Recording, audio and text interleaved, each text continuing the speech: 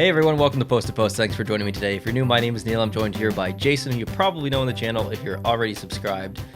We just got done filming a video, and we don't know the comments to that video yet, so we're just going to kind of reiterate a little bit.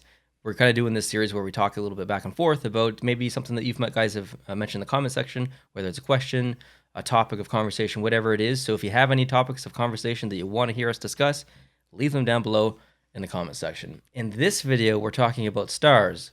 Not the Dallas Stars that are on his hat, Nope. But stars in general. We're talking, if we go back, Wayne Gretzky, Mark Messier, and then in today's NHL, we got Matthews and McDavid and McKinnon and all that stuff.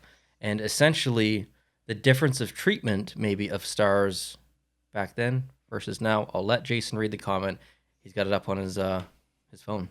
This is an intensely intense comment Classic line. by Stephen Loriano, and it's quite long, so I'm going to read it. He basically says, actually, you know what? I'm not going to read it. I'm going to paraphrase it. Okay. So he basically said Austin Matthews just scored his 55th goal, which ended up being the 56th goal by the end of that game.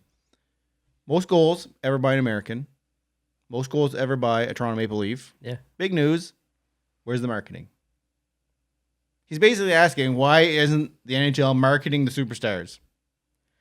And he's right. They don't. He is right, and I don't think we know the depths of it because we live in Torontoville, Canada, which is all of Canada because of Sportsnet and TSN. We hear Toronto Maple Leafs talk more than any other team, so we hear all the Matthews talk and stuff. But in the United States, we don't know how much or how little or how much. Like, we don't know. Do you know Austin Matthews these things? Do you know the facts that I just said? So that comment was really interesting to get because I wasn't necessarily aware of that. I didn't realize that there was that much of a disconnect. And the most interesting thing about that comment, as a call-out to Austin Matthews, is that he's American. He's not even Canadian. Mm-hmm. So he's an American playing in Canada, but still not marketed in America. Why? Is it because hockey's not big? Or is it I don't even know if they're plays in marketed Canada? that well in Canada. Our sports channels cover them. But where's the marketing outside of those? Who's marketed more, McDavid or Matthews in Canada? You know what? I don't recall any marketing from either of them. I think I've seen one Austin Matthews commercial and one Connor McDavid commercial. There should be posters around everywhere. There should be, I don't know. There should be money spent investing. Like, what would you do if you were in charge? Where would you put them? Would you put them in movies? Put them in movies, like Yeah. be an actor in my movie, just like a cameo. like Space Jam, Space Jam. Space Jam 3. We're gonna put Austin Matthews in. He's gonna play hockey. Yeah, as a cartoon in the rink. No, I mean like an actual, like not to be. How would I market them? Yeah, how would you market them? I don't know. I'm not a marketing person. No, I know, but like, what are the That's things more you of expect? your department. I know, but like, would you put them on cereal boxes, like Brad Marchand? Would you? McKinnon Crunch. McKinnon Crunch, right behind me. I don't know if that's in the camera. It's probably not. Yeah, maybe It's right there. It might not be a focus, but March Munch. what would you do? What do you expect? Where would you expect to see Austin I don't Matthews? have the answer, but the right answer is everywhere. Everywhere. Put them in Ford commercials. Put them in maple syrup commercials. Put them in posters everywhere. Lids? Like, look at Shaq. Shaq. Shaq is in everything. Shaq is in everything. He's selling printers. He's doing eco jet tanks. I don't want to keep naming things because we're giving advertising to companies that aren't giving us money. Yeah, that's right. But he's everywhere. Not a sponsor. I think Shaq even sold the rights of his name to a different company. Wow. So he doesn't own the Shaq brand anymore. He sold that for money, which is amazing. Dennis Rodman's been in a lot of stuff too. That's what the comment said here. It said it's a mostly retired players. Like, why don't you have the young in the prime? In the comment, I think he mentioned Wayne Gretzky and the fact that even back then, People knew who he was. everyone knew who Wayne Gretzky Now, was. I think that's an easy question to answer from the perspective of... Do you think everyone knows who Connor McDavid is? No, not in the United States. Do you think they know who Austin Matthews is? No. But how many Wayne Gretzkys are in the NHL right now? Do you think they know who Vladimir Guerrero Jr. is? I don't even know who that is. What do you mean? He's like the best guy in the Blue Jays. I haven't watched any baseball in the Listen, last 18 months. I would say Vladimir Guerrero Jr. has been on the Blue Jays for like a couple years. Yes, yeah. I bet you he's more well known in the States than some of these superstar hockey players. I think the average baseball player is probably more well known just because hockey is not like in Canada here. You'd think it would be our national sport. It's not. It's actually lacrosse, but Canada is obviously the most popular. But in the United States, the vast majority of the population couldn't even tell you a thing about hockey. That's why you got to market it better. Yeah.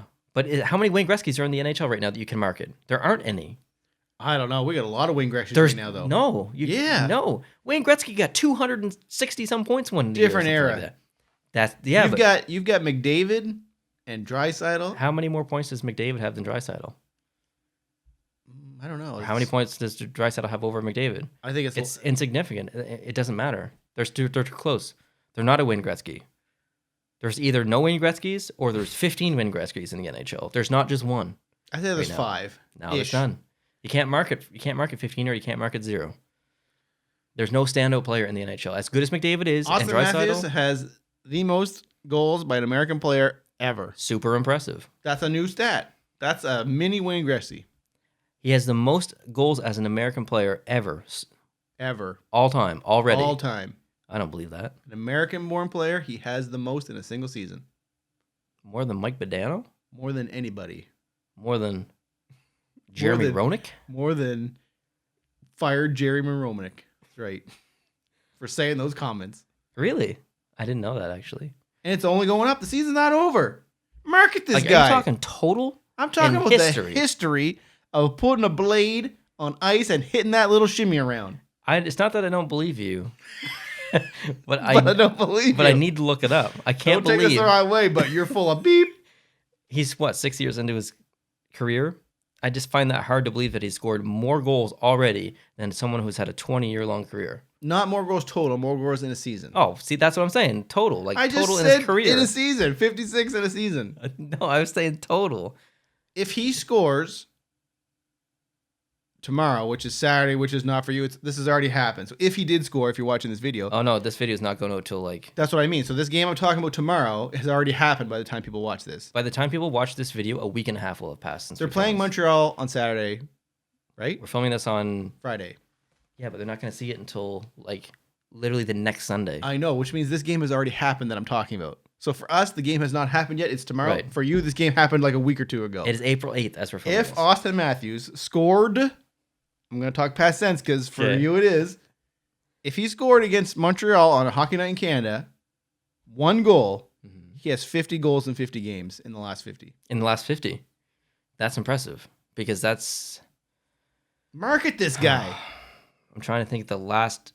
Like, I'm just thinking of my favorite team, Montreal Canadiens. The last Montreal Canadian to score 50 goals in 50 games, I think was like... Richer, I think, back in the early 90s or something like that. I don't know anything. Stéphane Richer, I think he wore number 44. Dean, did you see the people talking crap about Austin Matthews' 50th goal because it was his empty netter?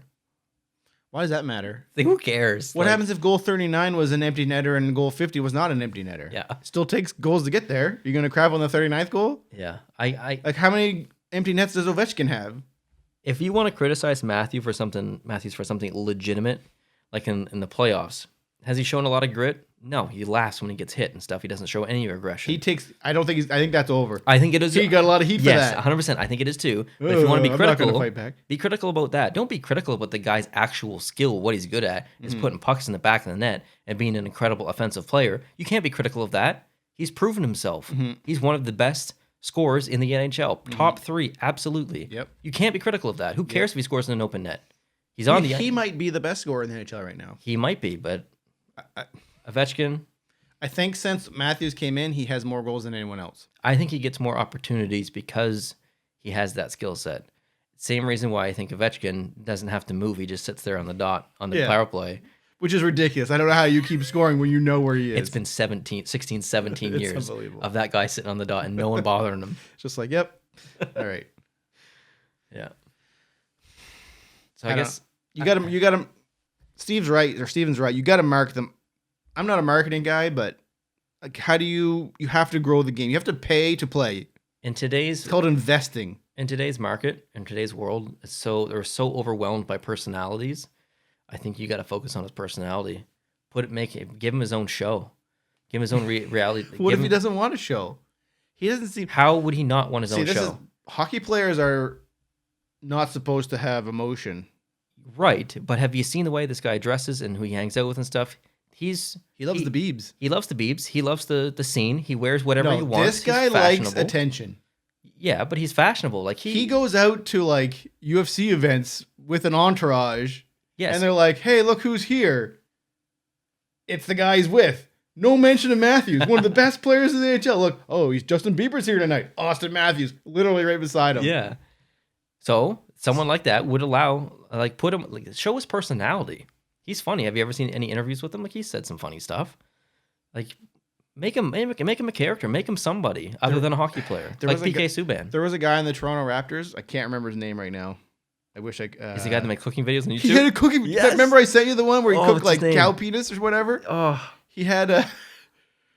Not Siakam. No. But he was in one of them. He had Kawhi Leonard over. He's like, I made for you cow penis. Oh, what was his name?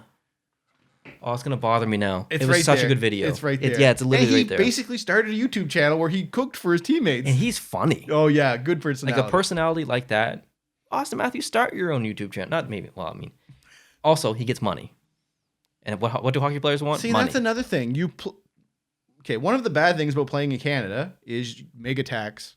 Yeah. Every time you cross the border, got to deal with that. Yep. A lot of downsides. One of the pro things about playing in Canada, especially if you're in Toronto, Toronto's a rich city. Like, there's so many opportunities there. Oh, yeah. So you should be doing tons of stuff on your own just to, pad the bucks. But down in the States, the NHL should be spending to promote you.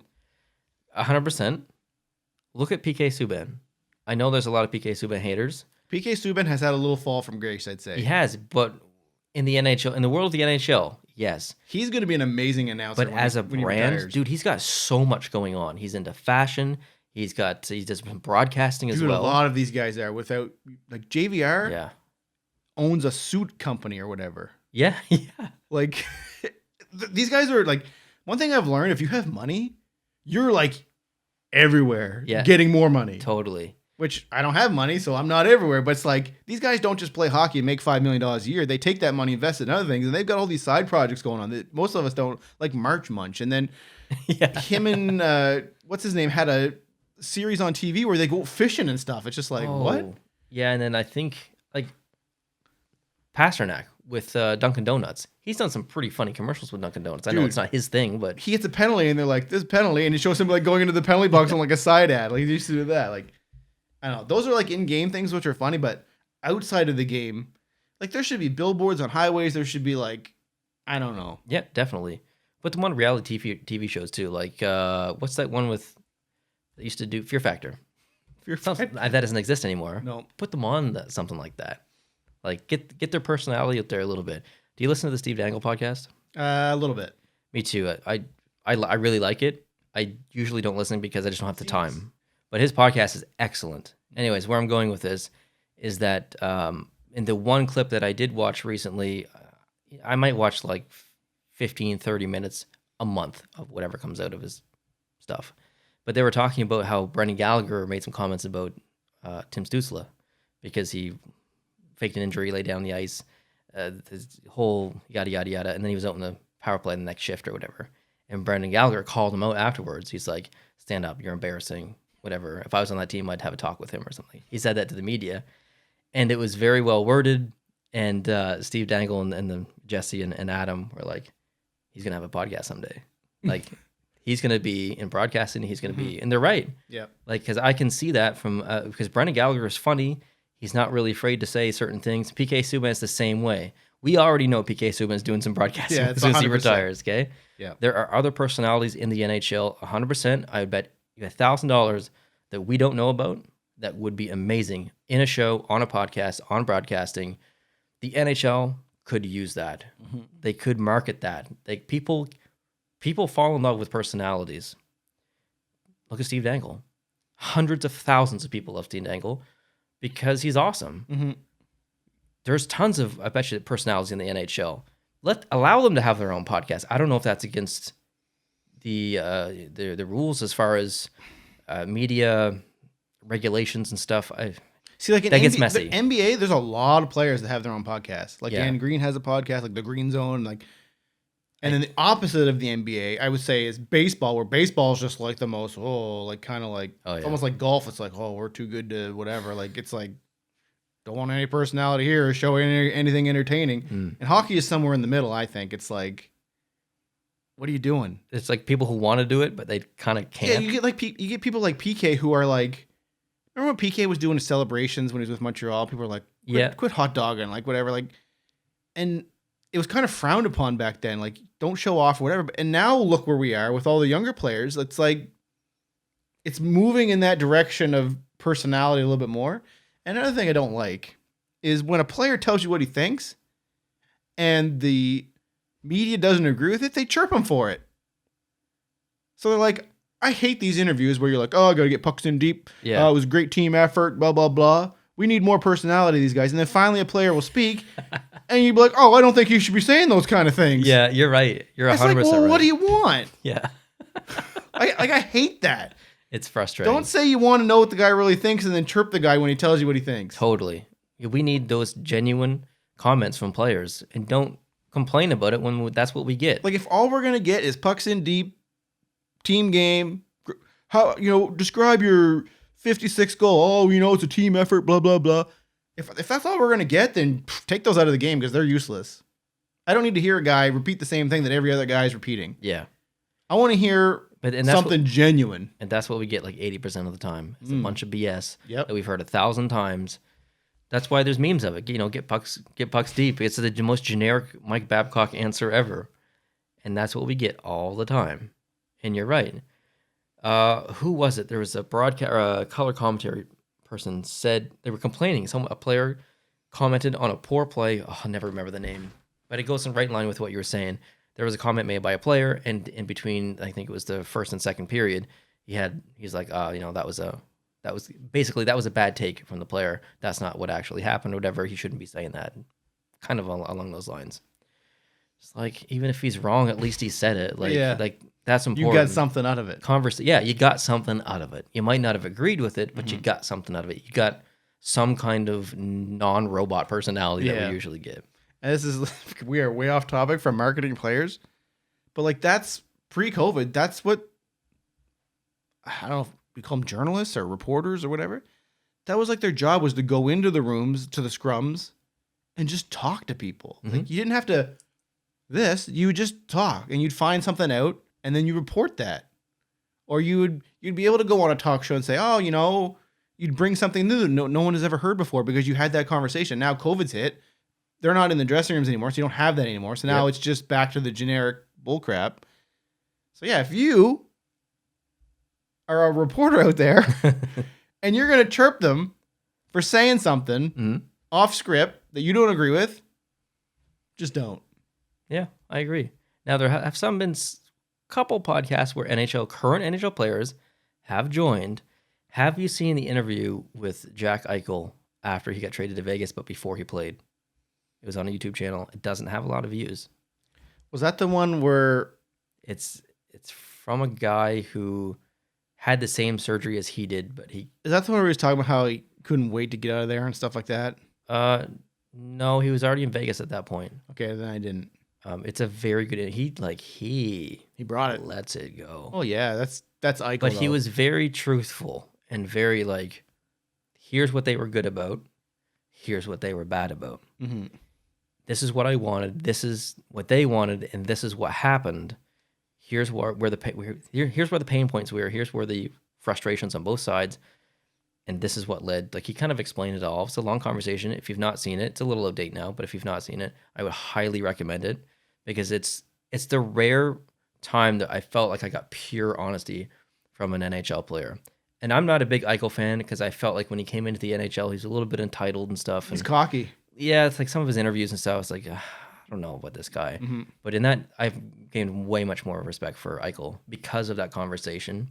because I think he's obviously matured as a person and stuff. He was I think he was really objective about even though he was involved with it and he's emotionally invested in the outcome and stuff, he was very objective and fair, I felt, towards Buffalo, even though there's obvious issues. Mm-hmm. Now, that was prior to Eichel going back to Vegas to play the game and then booing him, and he had comments after the game about the fan. This is the loudest it's ever been. Yeah. 7 years. Yeah. So, yeah, he was a little upset. That was prior to that game, so just keep that into context. There's emotions in that game and after the game, so whatever. But this is another topic, but can you imagine needing a surgery and working for an employer that says you can't have the surgery you want, that may set you up better for the rest of your life after you're not working for this company anymore in like 10 years. So if you mow lawns for a living, yep, and you want to get back surgery, but they won't let you because they're scared that it might not, it might make you may not be able to mow lawns ever again. Exactly, and they will not allow you. So there's this other surgery, the fusion.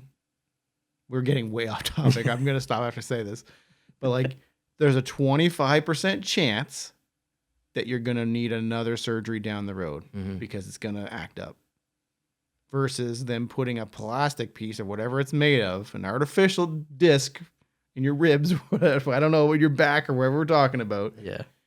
That has only been around for, 20 years instead of 100. But so far, everyone that's had it has had really good success with it. Recovery time is shorter, and you're going to have a better quality of life when you're older. Can you imagine working for a company like that? That'd be frustrating.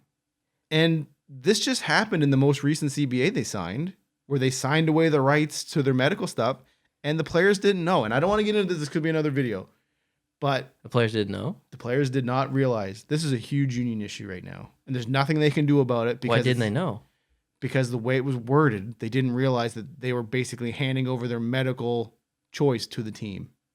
It wasn't always like this. It was just this most recent CBA was put in. I wonder if they could make that an individual decision from player to player. I don't think they can, but I think a team can let the player go. Like Buffalo didn't have to say no. They could have said, okay, go get your surgery. But if the team doesn't want you to do it, they have the power to prevent you from doing it. Like Buffalo eventually did the right thing. That's kind of, but they could have not done the right thing. They could have held on to him forever. That's kind of sleazy that they didn't let the players know. Dude, that is the name of the game. If you are the owners, it's like when you get a contract, the book is this thick, and it's just legalese, right? And you have to have good people on the other side that are interpreting the language. That's very and clearly they don't. So like, there's going to be issues. I think Donald Fear's out the door. I think they're going to have a new union person. Probably time anyway. We need to stop talking about this. This is potential in future videos. How do you market the CBA? Yeah. How do you market hockey? But anyway, to get back to Steven's original question and your question, I don't know how they do it. I just think that there needs to be more. And like, I think some of it has to come down to the border. It has to be other events too. Like, if you're not going to the Olympics, there's got to be a World Cup. You have to have other things hockey that are like World Cup, Olympics. That's nationwide people rooting for a team. Yeah, definitely. Like Canada's going to Qatar for FIFA. How many non-soccer fans are now paying attention to that, are going to watch that right here? I know nothing about that team. Totally. I am 100% on board, bandwagon style. Absolutely. You do that down in the States, you do that wherever, you got a bunch of people watching hockey that may not be hockey fans. They like what they see. It's going to be best on best. Maybe they just come around again. Yeah, I think you're right. I think, and if it's World Cup, it's the stars of, if you got Team USA, Team Canada, Team Finland, like awesome rosters. It's the national loyalty. Like, you're watching, and that's huge. That's bigger than hockey. Yeah, definitely. But it has to do with the border, though. Connor McDavid's in Canada, plays for a Canadian team. Austin Matthews plays for a Canadian team. Mitch Marner plays for a Canadian team. Leon Draisaitl plays for a Canadian team. Nathan McKinnon and Sidney Crosby are arguably.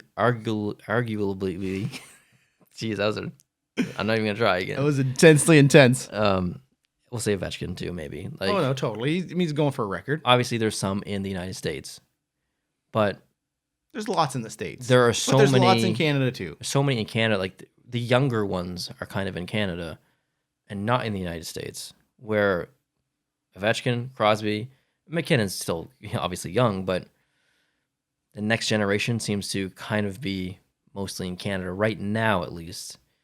So there is a marketing issue. I don't know how you. I don't know how you get past it. I think you not exaggerate. I think you expose their personalities. Expose kind of has like a negative connotation to it, but you shed light onto these people, these players' personalities. I If think they want it. A lot of hockey players don't want it. There's a lot of pride. Like, look at That's Crosby. true. Look at whoever. But if they want it, if they're in the spotlight anyway, man, I think, go with it. to follow up with what you're saying, is I think showing personality, period, needs to be encouraged. Mhm. Like, look at Carolina. They do that storm surge. Yeah. That's a weird thing to me. It is I'm a not weird down thing. with the storm surge. It is a weird thing. The fans there love it.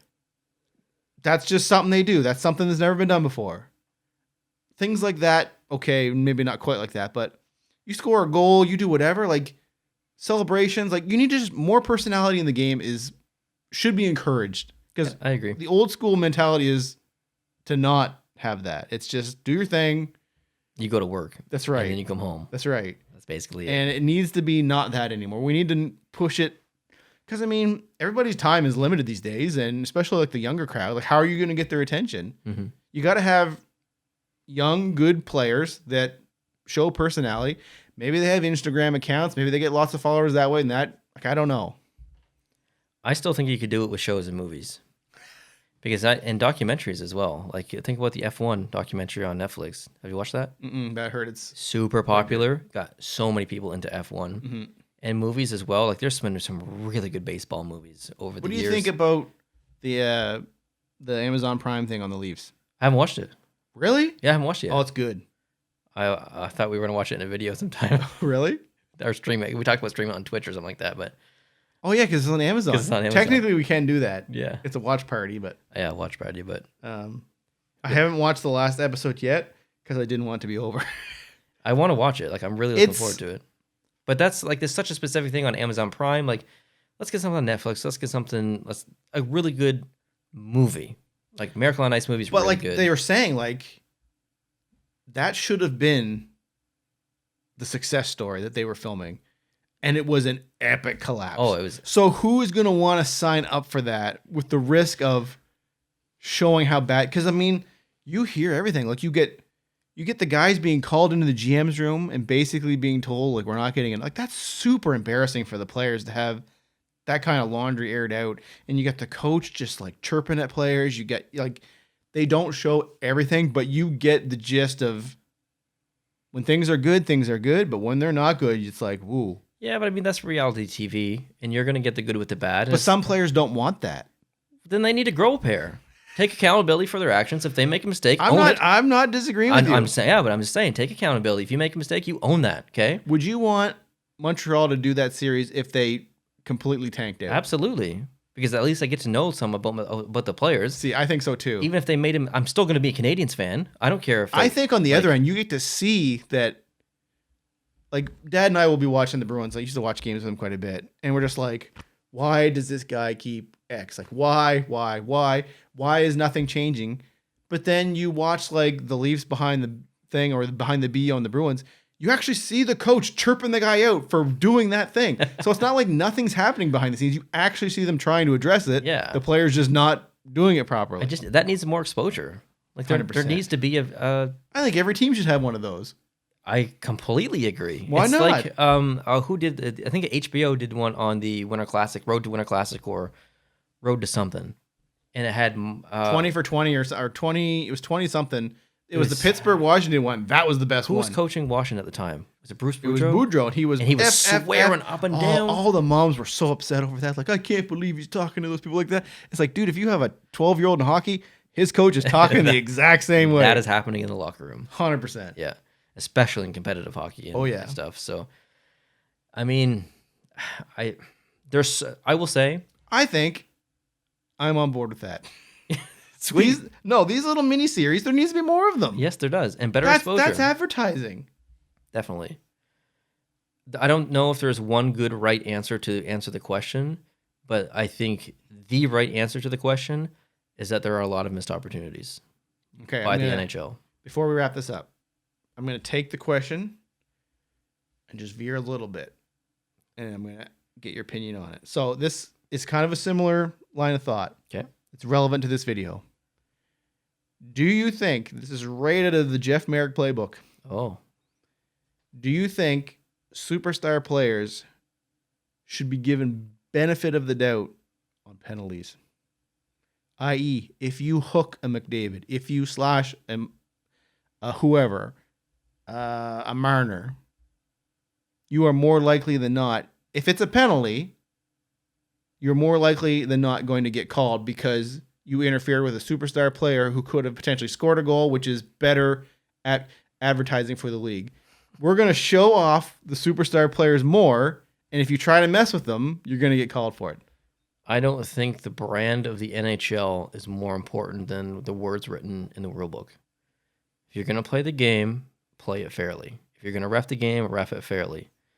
If you feel like your brand is suffering because of the way that you've written the rules, change the rules. Or call the rules the way they're meant to be called. Or call the rules. So that's just the thing is, okay, we're not going to get into ref inconsistencies, but it's almost like the game starts and they're like, we're going to call 3 penalties on each side of this game. Unless it's blatantly obvious that we need to call something else. Man, I hope that doesn't actually happen. So it's like, it does. Pre-game, they're saying to each other, let's call. There is a number that's not enough and a number that's too many. There's the series we need. There's the behind the series we need. That's behind the series refs. you'll never get. That's what I want. Get that. I would love to see a ref that's retired come out and just write a book on it and leave all the dirt. Deathbed it up. This is how it is. Well, do you follow Tim Peel on Twitter? Tim Peel's going nuts lately. Do you follow Carrie Frazier? No. They've released a lot of little tiny tidbits over the last year. Carrie Frazier a little bit longer.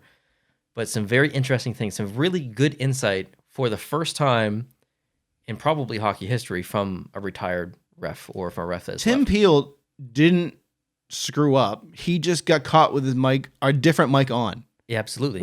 And he was like, it's going to be a makeup call later. It's basically saying what I'm saying. And if you listen to 31 Thoughts, Elliot Friedman says, I don't like too many penalties being called in a game. It slows the game down. He's not wrong, but that right there tells you they're not calling everything. They're going to call what they see. They have a certain number that they're going to try to hit.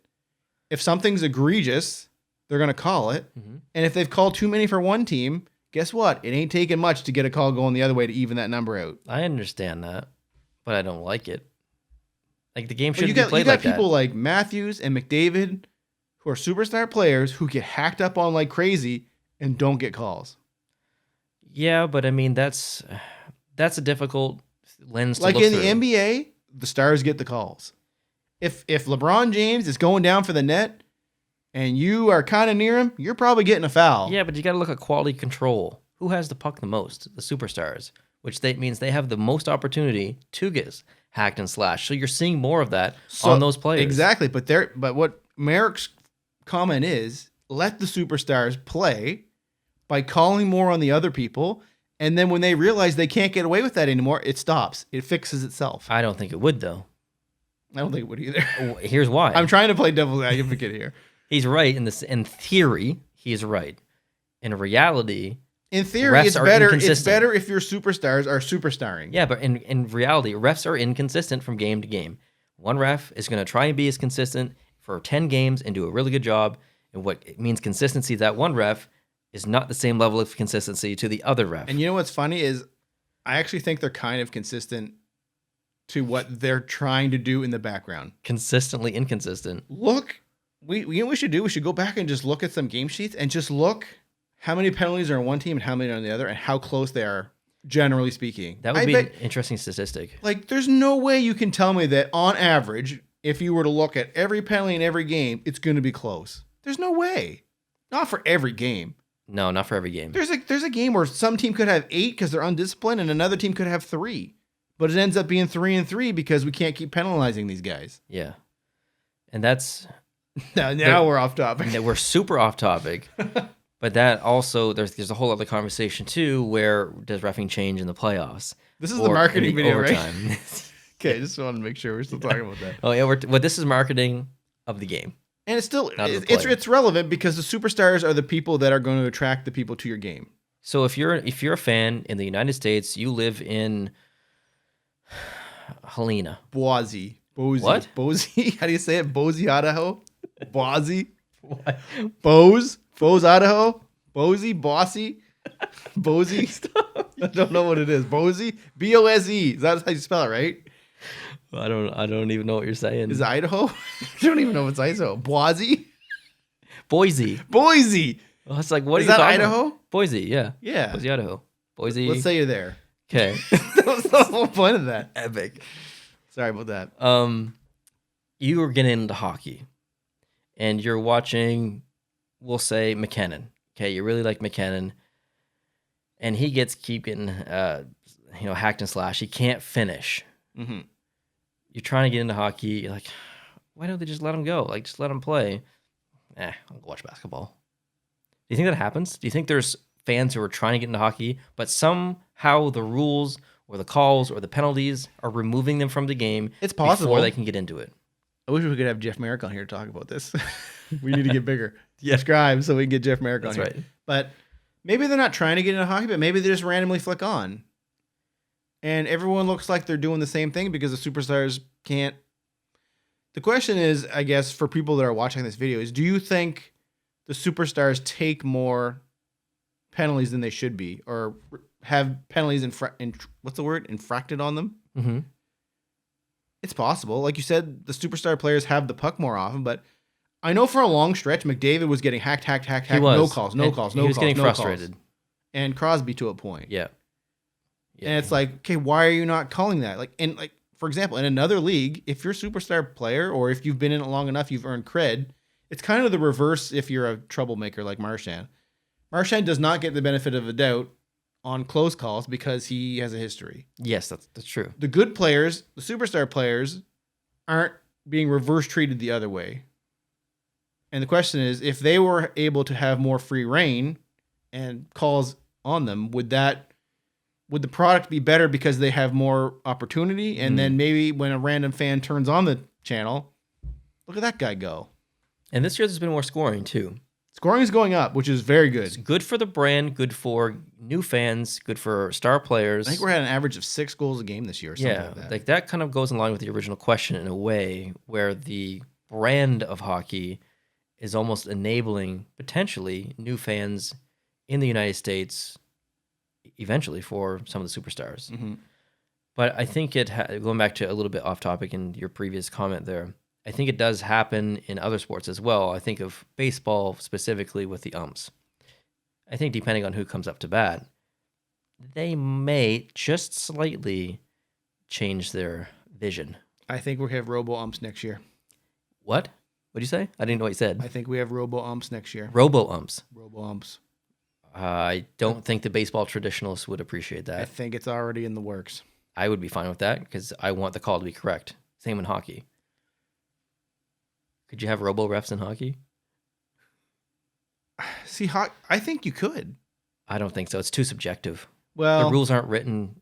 See, the specific enough. problem, baseball's so linear. Baseball is effectively not a team game. You are yourself. You're going up, and it's not contact. It's black. Baseball is very black and white. It's extremely linear. Yeah. Hockey's fluid. Like there's different levels and variations of kind of almost each penalty or each rule or infraction or whatever. So it's really a bad comparison. But I still think even in other sports too, basketball as well. Okay, I'm not even gonna ask you that. I don't want to get too off topic, but it's in line with marketing. What if you had 4 guys watching each game, like they were up in the sky refs? They don't even have to be there. They're just sitting in a control room somewhere. Yeah. What if as soon as a bad check happens, people are fighting, while that fighting's going on and the guy's laying on the ice, they're already rewinding that play to look at it. Well, that goes back into 3 years ago. I think I suggested this. Have a third referee in the penalty boxes. We don't need to have the fight, the blah blah blah, the people mucking around. 3 minutes later, now the refs are trying to figure out what to do. Yeah. Okay, we're going to call Toronto. We've just wasted 6 minutes. Whereas you could have a bunch of people watching one game. This guy here is going to look at this part. This guy's going to look at this part. As soon as that whistle goes, they're on it. I agree. I don't know. How is that There's not been a no thing? delay. By the time you have that taken control of and you put people in boxes, they're going to tell you this is what happened. From an optic perspective, if you're a TV watcher or whatever, how has that not been solved by the NHL so far? You're going to make fans wait 5-10 minutes to figure out a call, and this happens every year. To me, I think they could be reviewing basically anything that happens at a whistle if they hit it immediately. Mm-hmm. Especially those bad hits. If you got a bad hit and a player's laying on the ice or a questionable goal, like they're celebrating, they're running down, doing the fist pumps on the bench. Like as soon as that goal goes in, cut it back 15 seconds and just look. I totally agree. And then you've got a little huddle in the office. Nope, not a goal. Don't need to review it. If the coach wants to review it again, sure. Yep. Maybe they could have another look at it, but that would speed up the game a lot. I don't know. I just find that wouldn't take that much time. Nope. I just realized that you couldn't have robo-refs in the NHL because there would be no one to break up the fights. Yeah, that's true. There's no fights in baseball. If you had robo-refs like those Tesla bots, yeah, that's right. They would freaking ruin you. What if they'd break your ribs? What if there was net guns injected into the boards, and when you started to fight someone, big net came out and just stopped you from fighting? What about a gravity wave? If we continue this conversation, we're going to need a mega structurist. We watched Moonfall. Intense show. We need, what's the line? We need a mega structurist. Mega structurist. If you haven't seen Moonfall on Amazon Prime, we should do a review on Moonfall. That is the movie that just keeps on giving.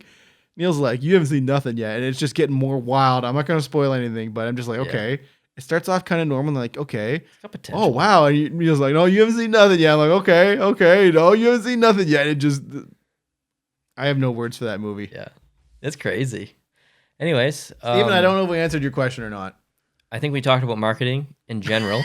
I think we did too at some point in this video. Which is, maybe. I agree with you. There's not enough being done. They need to do more. They need to put a team together to find out what more they can do. Yeah. People smarter than us. Definitely. Grow the game. Definitely smarter than us. Create more behind the scenes series on HBO or on Prime or on YouTube or whoever wants to go. Like, people pay for that. Get someone in on that. Yeah. Yeah, get someone in on that. It's not like they're not doing it, like they're doing it a little bit, but just go for it. Like, can you imagine if there was a series where one series is focused on the East and one series is focused on the West? Right now, all the teams in the East are super good. Mm-hmm. There's going to be 4 really good teams knocked out in the first round. That could be a drama thing, like bouncing across to all those 8 teams and like in the room, and like one team wins, one team loses. There's disappointment, there's cheering. Hire me. Every single year, when the playoffs start, you could have a film team, 16 individual film teams follow every single team. And then it goes down to 8, and then it goes down to whatever. And whoever wins the cup, boom, you make a documentary about it. And every year, you've got a documentary. Yeah. You've got a documentary of that playoff series. You market that, you put it out on YouTube. I would watch that multiple times. Dude, I wouldn't even care who won. Dude, everybody would. The story, the you get engagement. You get stuff out of those you can't get any other way. Yeah. Like, you can't get in the locker room with the coach yelling at people or the team cheering. Like, you just don't have that. Exactly. NHL, hire us. Yeah, spend more money even though you're looking for more money right now. Well, that pretty much answers that for the most part. I mean, I think this is going to be a really short video. I think we intended to answer this question in about 7 minutes, and it's been 45. So, hope you enjoyed it. I hope you. Thanks for watching, though. Seriously, though, we like to have these genuine conversations, even if they get a little off topic and they go a little bit long. That's kind of just who we are. We're not journalists. We're not broadcasters. We're not professionals. We're nobodies. We are literally just 2 guys having a conversation about the sport we love, which is hockey. We talk about this stuff because we care. We love the NHL. We want to make it better. And we appreciate your questions, which revolve around making it better. So thank you so much for leaving those questions. And obviously, if you've got a couple minutes, head on down to the comment section and let us know what we should talk about next. I can't promise you that we'll have the right answers, but I can promise you that we'll talk longer than intended, and we'll definitely go off topic. So if you like that kind of thing, definitely send some questions our way. Jason, I appreciate your time. Thanks for joining me today, and we'll talk to you guys pretty soon in the future. Keep the questions coming. Adios.